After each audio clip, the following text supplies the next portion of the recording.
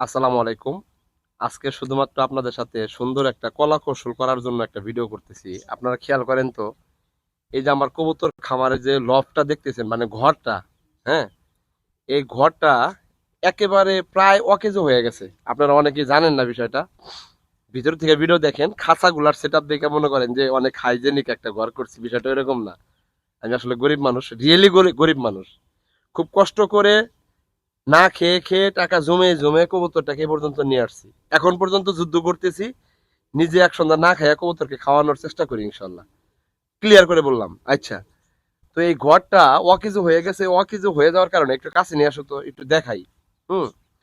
আমি যে প্রত্যন্ত গ্রাম অঞ্চলে থাকি, একেবারে আল্লাহ তাআলার অশেষ রহমত ছাড়া কখনোই খামার এইভাবে রাখা যায় না। কি বলছি বুঝছেন? আল্লাহ তাআলা অশেষ নিয়ামত আমাকে দান করছে বিদায় খামারটা আমার রইছে। কারণ হলো, আপনি ইঁদুর বলেন, তারপরে বেজি বলেন, তারপর হচ্ছে হলো শিয়াল খাটাস যাই বলেন, দিন শেষে যদি এগুলো আমাকে আক্রমণ করতে থাকে, একটু এই সাইড দেখাও। এই যে দেখেন, এই যে নেটগুলা, এই যে সাইডের যে বেড়াগুলা, এগুলো একেবারে ভাই অকিজ হয়ে গেছে, একেবারে বাদ হয়ে গেছে। এখন এবার আসো, আমি যেটা পরিকল্পনা করতেছি সেটা হইলো, এই আমার খামারের ঘরটাকে বা কবুতরের সেট আপটাকে এটার দোতলাতে শিফট করব।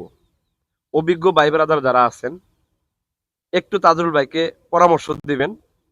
যদিও আমার সেন্স থেকে আমি তো ইনশাল্লাহ করবো, আমার একটা প্যাটার্ন আছে, সেই প্যাটার্ন অনুযায়ী কাজ করব। তবু তারপরেও আমি একটা বিষয় ভালো করে জানি এবং মানার চেষ্টা করি, সেটা হলো পরামর্শের কাজে ভুল হওয়ার সম্ভাবনা খুবই কম। আপনি যদি আপনার জায়গা থেকে এই ভিডিওটা দেখে থাকেন, অবশ্যই কোনো না কোনো দিক থেকে আপনি একটা কমেন্টস করে যাবেন যে আমি তাজুল ভাই ঠিক এই মুহূর্তে কি করতে পারি। আমার এই লফটাকে আমি জাস্ট দোতলাতে শিফট করতে চাই। কেন?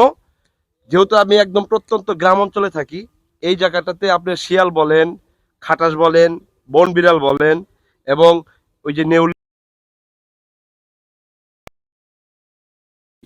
যার কারণে অ্যান্টিসেপ্টি মেনটেন করার কারণেই এই ঘরের যে কবুতরগুলার সেট আপ, এটাকে জাস্ট আমি মানে দুইটা লেয়ার করে উপরের লেয়ারে সেট আপ দিতে চাইতেছি। আর নিচের যে জায়গাটা থাকবে, যেটা এখন পর্যন্ত কবুতর রয়ে গেছে, এই জায়গাটাতে আমি জাস্ট গরুর জন্য বা ছাগলের জন্য জায়গাটা সেট আপ করবো। কথা বুঝাইতে পারছি? গরু রাখার জন্য এবং পাশাপাশি ছাগল রাখার জন্য, যেহেতু বাড়িতে ছাগল আছে, এটাকে পালন করে বা একটু পরিধিটা বাড়ানোর জন্য বা একটু যদি দেখে কমার্শিয়াল ভাবে যদি এটাকে পালন করার পথে অগ্রসর হওয়া যায়, সেই চেষ্টা আমি করব।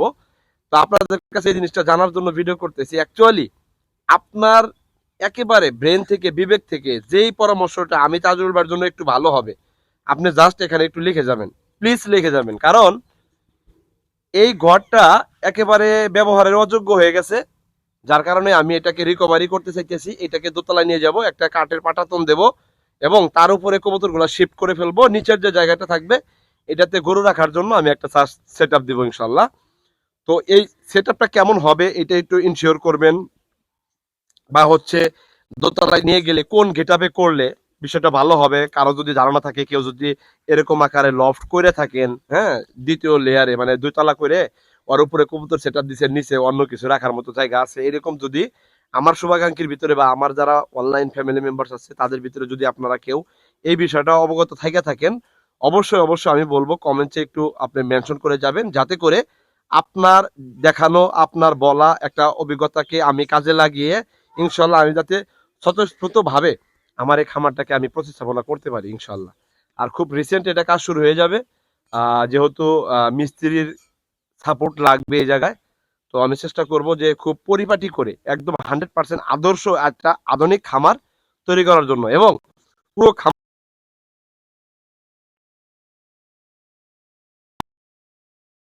বাস্তবিক ন্যূনতম অভিজ্ঞতাটাও আপনি এই জায়গা থেকে নিতে পারবেন ইনশাল্লাহ।